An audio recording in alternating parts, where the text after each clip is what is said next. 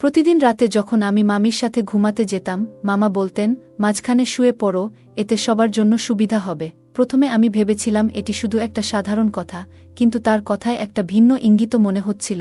এক রাতে মামি গভীর ঘুমে ছিলেন, আর ঘরের পরিবেশ ছিল নিস্তব্ধ। তখন আমি ঘুমের মধ্যে হঠাৎ আমার কাঁধে কিছু একটা অস্বাভাবিক অনুভব করলাম। প্রথমে ভাবলাম হয়তো কিছু ভুল হচ্ছে বা আমার কল্পনা, কিন্তু সেই স্পর্শটি ধীরে ধীরে কাঁধ থেকে নিচের দিকে সরতে থাকে। সঙ্গে সঙ্গে আমার হৃৎস্পন্দন দ্রুত হয়ে উঠল। মনে নানা প্রশ্ন ঘুরতে লাগল, এটা আসলে কি ঘটছে? আমি একটু দূরে সরে তাদের দিকে তাকালাম। আমার চোখে অদ্ভুত একটা ভাবনা ভর করছিল, যা আমাকে বিভ্রান্ত করছিল। হঠাৎ বাইরে যাওয়ার জন্য একটা কারণ খুঁজতে লাগলাম। ঠিক তখনই মামা আমার হাত ধরে ফেললেন এবং আমাকে আটকে রাখার চেষ্টা করলেন। এরপর পরিস্থিতি থেকে বেরিয়ে আসার উপায় খুঁজতে লাগলাম। তারপর কয়েকদিন পর আবার রাতেই মামা আমার ঘরে ঘুমাতে এলেন। আমি সেদিন মাটিতে বিছানা পাতিনি, বরং নিজের বিছানায় শুয়ে পড়লাম। বিছানায় আমাকে শোয়া দেখে মামা বেশ খুশি হলেন। কিছুক্ষণ পর ঘরের আলো নিভিয়ে দেওয়ার পর তার অভ্যাসমতো তার হাত আমার গায়ে এসে পড়ল। এবার আমি তাকে কিছু বললাম না, কোনো প্রতিক্রিয়া দেখালাম না। তারপর, আমার নাম পূজা, আমি 18 বছরের তরুণী। আমার গায়ের রং ছিল ফর্সা, যা আমাকে আরও আকর্ষণীয় করত। আমি বাইরে বের হলেই সবাই আমার দিকে তাকিয়ে থাকত। আমি নিজের শরীরের অনেক যত্ন নিতাম। বন্ধুরা, আজকের গল্পটা অনেক বেশি স্পেশাল হতে চলেছে, তাই কেউ মিস করো না।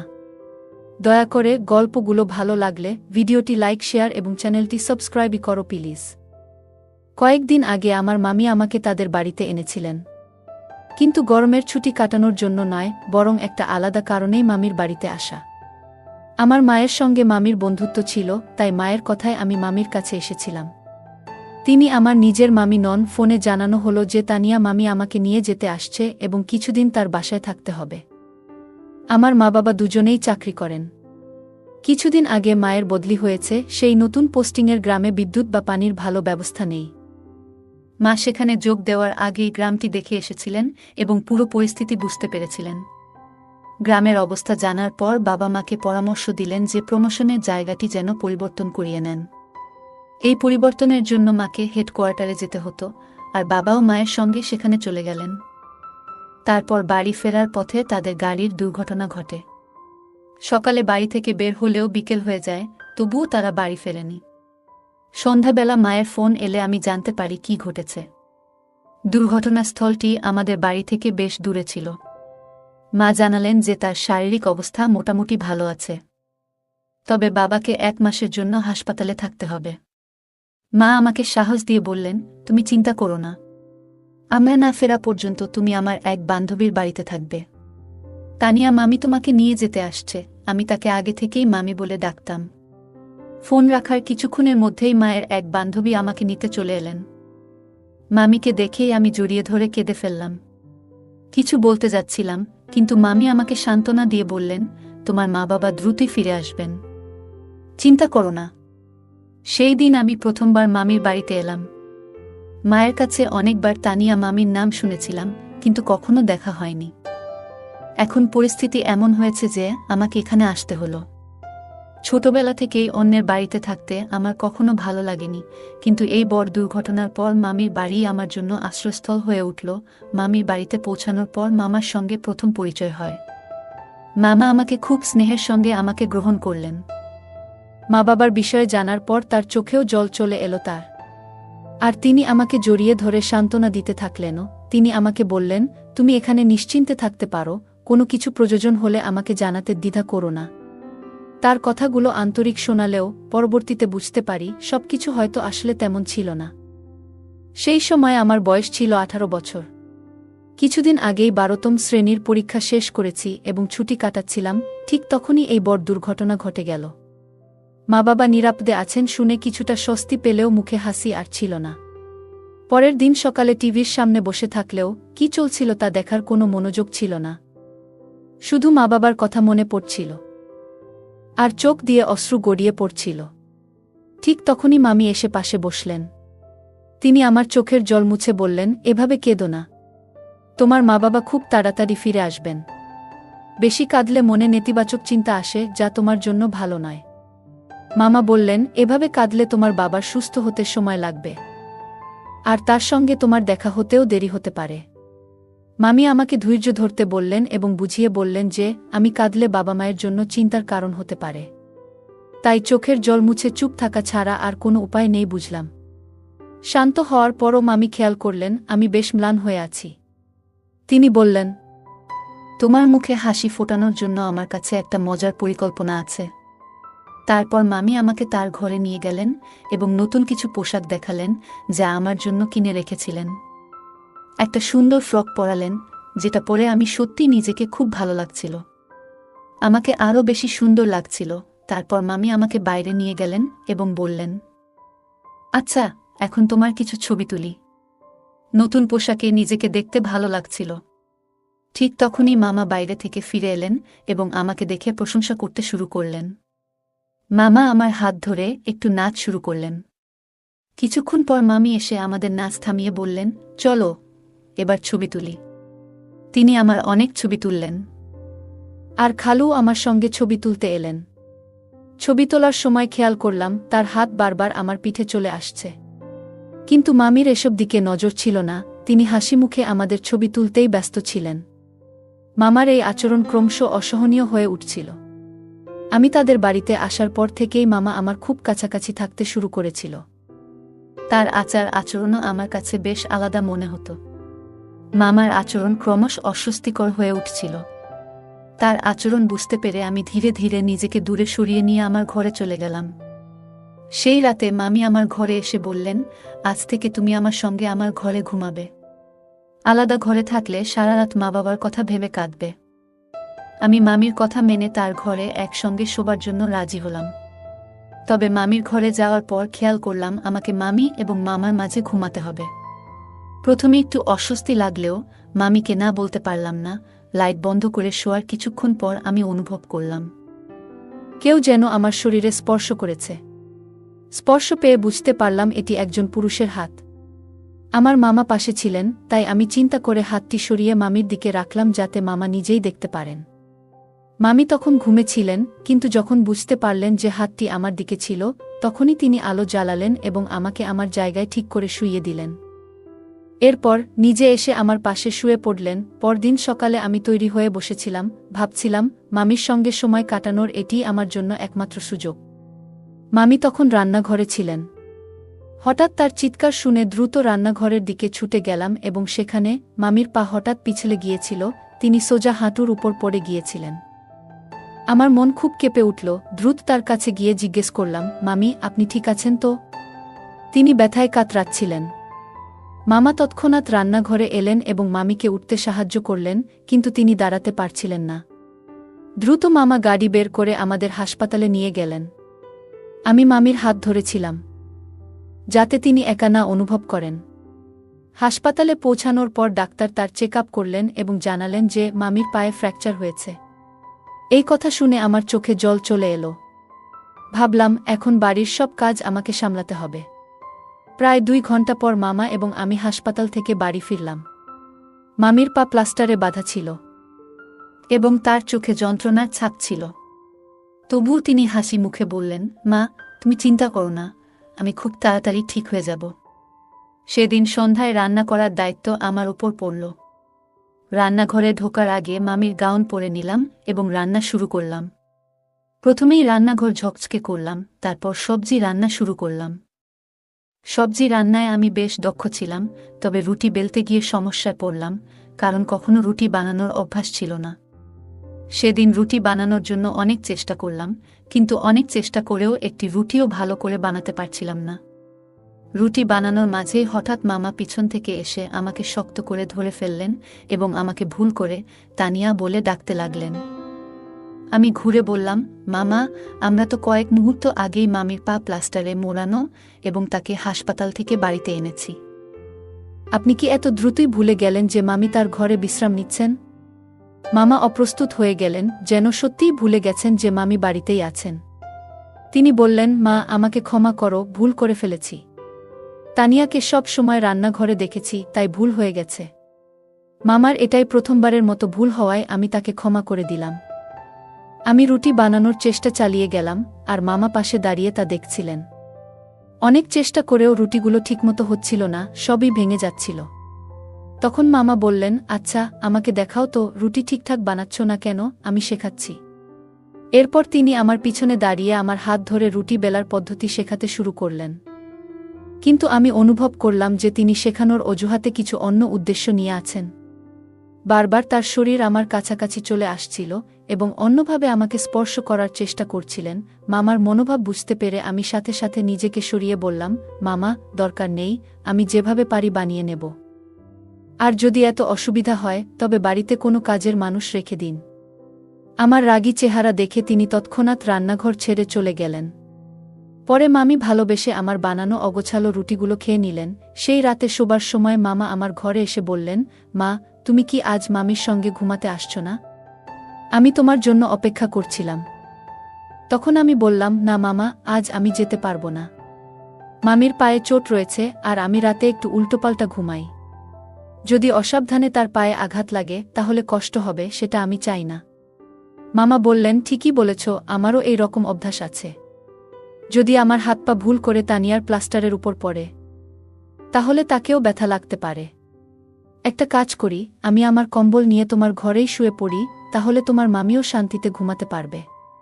আমি কিছু বলার সুযোগ পেলাম না, কারণ বাড়ি তো তারই ছিল। কিছুক্ষণ পরে মামা তার কম্বল নিয়ে আমার ঘরে এলেন। তখন আমি বললাম, মামা, আমার মায়ের সঙ্গে একটু কথা বলতে চাই। ফোনটা একটু দিতে পারবেন? মামা বললেন, কাল সকালে কথা বলিয়ে দেব। আমি মায়ের খোঁজখবর জানতে চেয়েছিলাম। তখন মামা জানালেন যে বাবা মা দুজনেই ভালো আছেন। বাড়ি থেকে বেরোনোর সময় আমি মোবাইল আনতে ভুলে গিয়েছিলাম, তাই মামার কাছ থেকে প্রায়ই তাদের খবর জানতে চাইতাম।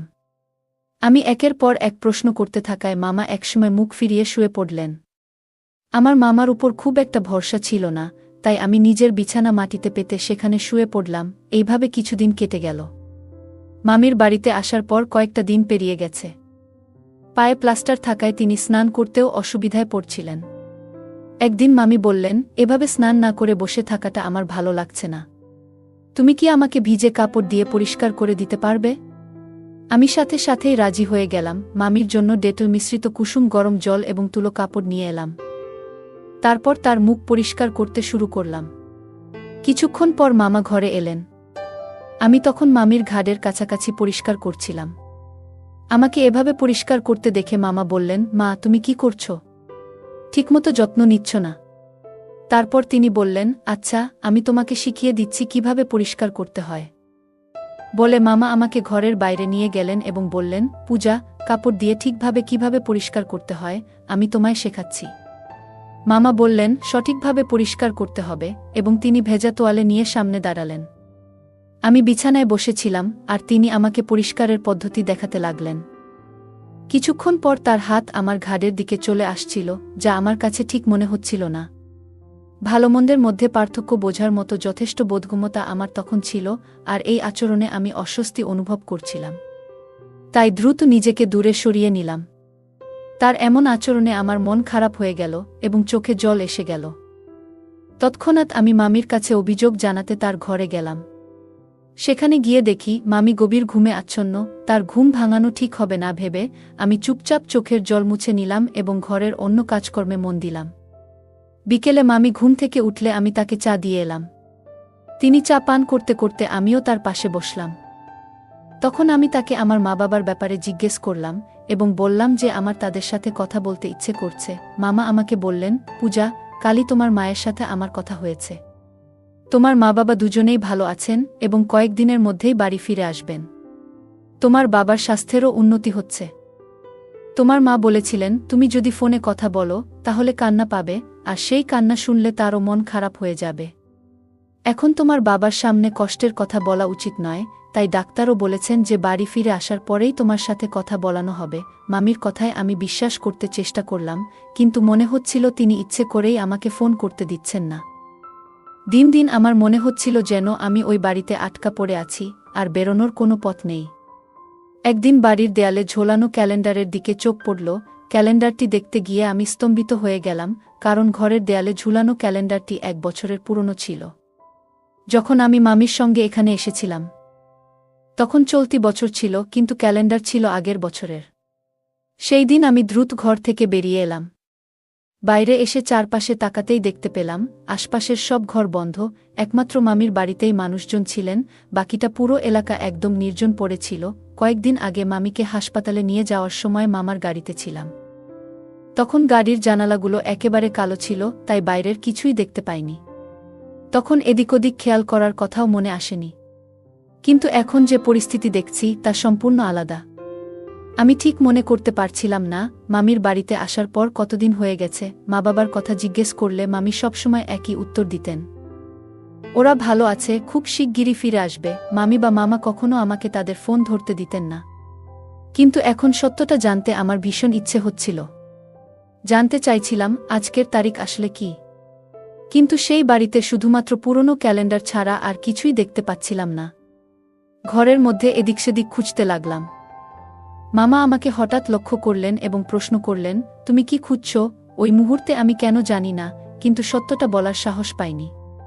বললাম, না কিছু না, সময় কাটাচ্ছিলাম কেবল। আমার কথা শোনার পর মামা হেসে বললেন, সময় কাটানোর জন্য এই বাড়িতে অনেক কিছু আছে, চাইলে তোমার সময় কাটিয়ে দিতে পারি। তার এমন মন্তব্য শুনে আমি বুঝলাম এখন শান্ত থেকে তার ফোনের নাগাল পাওয়ার চেষ্টা করতে হবে। বাধ্য হয়ে তাকে হেসে সাড়া দিতে হলো। পরে মামা যখন মামির ঘরে গেলেন, আমি ওনার পেছনে গেলাম। একটু আগের আমার আচরণ নিয়ে তিনি মামিকে সব বলছিলেন। তখনই বুঝতে পারলাম আমার সব কর্মকাণ্ডের উপর তার নজর রয়েছে। সেই রাতেই মামা আমার ঘরে ঘুমাতে এলেন। আমি সেদিন মাটিতে বিছানা পাতিনি, বরং নিজের বিছানায় শুয়ে পড়লাম। বিছানায় আমাকে শোয়া দেখে মামা বেশ খুশি হলেন। কিছুক্ষণ পর ঘরের আলো নিভিয়ে দেওয়ার পর তার অভ্যাসমতো তার হাত আমার গায়ে এসে পড়ল।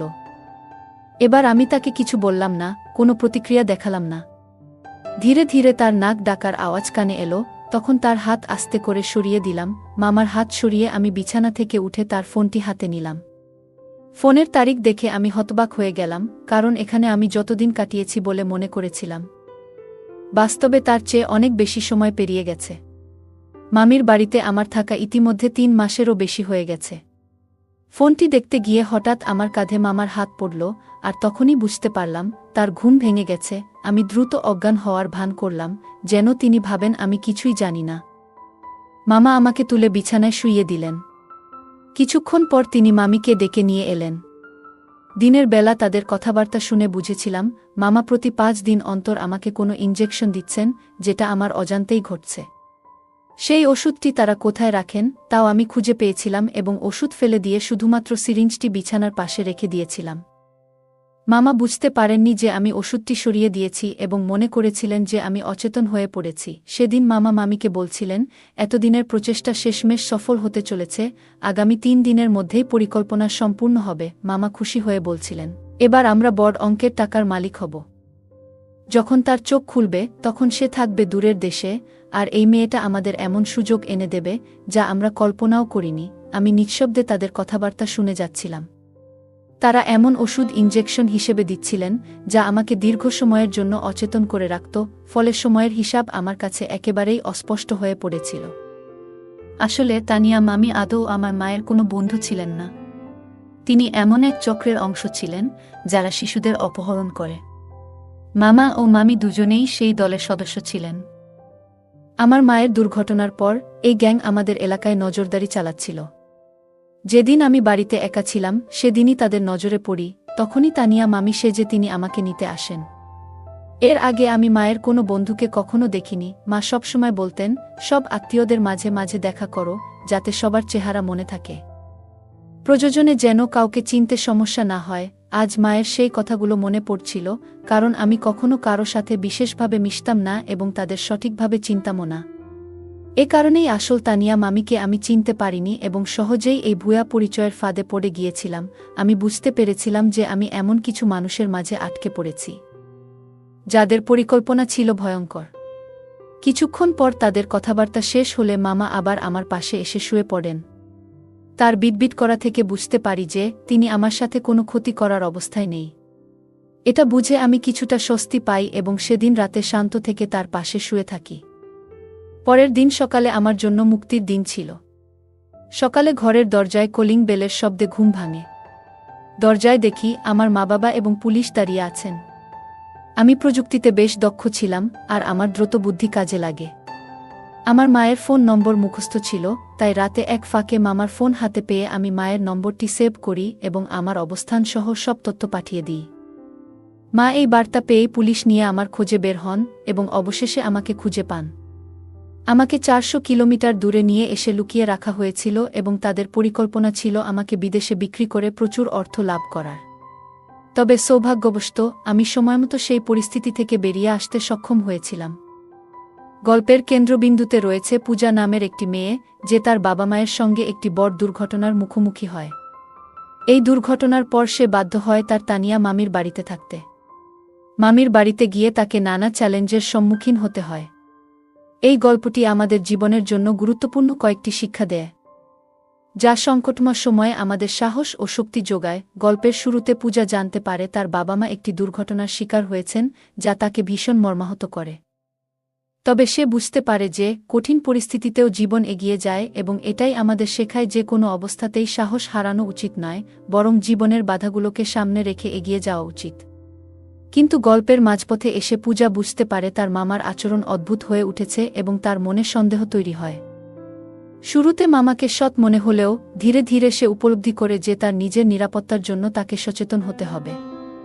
এই ঘটনাটি আমাদের শেখায়, অন্ধভাবে কাউকে বিশ্বাস করার আগে সতর্ক হওয়া এবং নিজের অন্তর্দৃষ্টি বা মনে সন্দেহ জাগলে সেই অনুভূতিকে গুরুত্ব দেওয়া জরুরি। পূজা নিজেকে রক্ষা করার জন্য সাহসী ভূমিকা পালন করে এবং আত্মসম্মান বজায় রাখে, যা আমাদের শেখায় যে আমাদের সম্মান এবং নিরাপত্তা আমাদের নিজেদের হাতেই। কোনো পরিস্থিতিতেই আত্মসম্মান ত্যাগ করা উচিত নয়। গল্পটি শেষ পর্যন্ত পূজা সংগ্রাম ও সাহসকে উদ্যাপন করে এবং আমাদের অনুপ্রাণিত করে জীবনের প্রতিটি বাধাকে সাহসের সঙ্গে মোকাবিলা করতে। এই গল্পে পূজা তার মামার অস্বস্তিকর আচরণের মুখোমুখি হয়ে বুঝতে পারে যে নিরাপত্তা রক্ষা কতটা গুরুত্বপূর্ণ। নিজের সুরক্ষার বিষয়ে সচেতন হওয়ার পাশাপাশি সে শিখছে রান্নার মতো নতুন কাজ, যা তার আত্মবিশ্বাস ও দক্ষতা বাড়ায়। পূজার মামির সাথে তার সম্পর্ক থেকে বোঝা যায় যে জীবনে বিশ্বাস ও সম্মানভিত্তিক সম্পর্ক গড়ে তোলা অত্যন্ত মূল্যবান। এ গল্পে পূজার ধৈর্য ধরে পরিস্থিতি সামলানো এবং প্রয়োজনে তার বাবা মায়ের সাথে যোগাযোগের পরামর্শ নেওয়া জীবনের সঠিক পথে এগোনোর জন্য গুরুত্বপূর্ণ শিক্ষা দেয়া।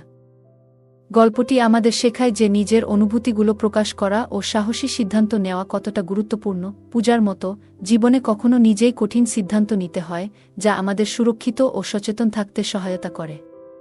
গল্পটি মনে করিয়ে দেয় যে জীবনে সবসময় অনিশ্চয়তা থাকে, তাই প্রতিটি পরিস্থিতির জন্য প্রস্তুত থাকা জরুরি। পূজার গল্প থেকে শিখি, আত্মসম্মান বজায় রাখা, ইতিবাচক থাকা এবং ভালো সম্পর্ক গড়ে তোলা জীবনে এগিয়ে যেতে সাহায্য করে। চ্যালেঞ্জ আসুক বা কঠিন সময় আসুক, কখনো হার না মানাই আমাদের মূল লক্ষ্য হওয়া উচিত। বন্ধুরা, যদি এই গল্পটি ভালো লেগে থাকে তাহলে দয়া করে ভিডিওটি লাইক করুন এবং আমাদের চ্যানেলটি সাবস্ক্রাইব করুন। পাশে থাকা বেল আইকনটি প্রেস করুন, যাতে করে আমরা যখনই নতুন ভিডিও আপলোড করি তার নোটিফিকেশন সবার আগে আপনার কাছে পৌঁছে যায়। ধন্যবাদ, দেখা হবে আমাদের পরবর্তী ভিডিওতে।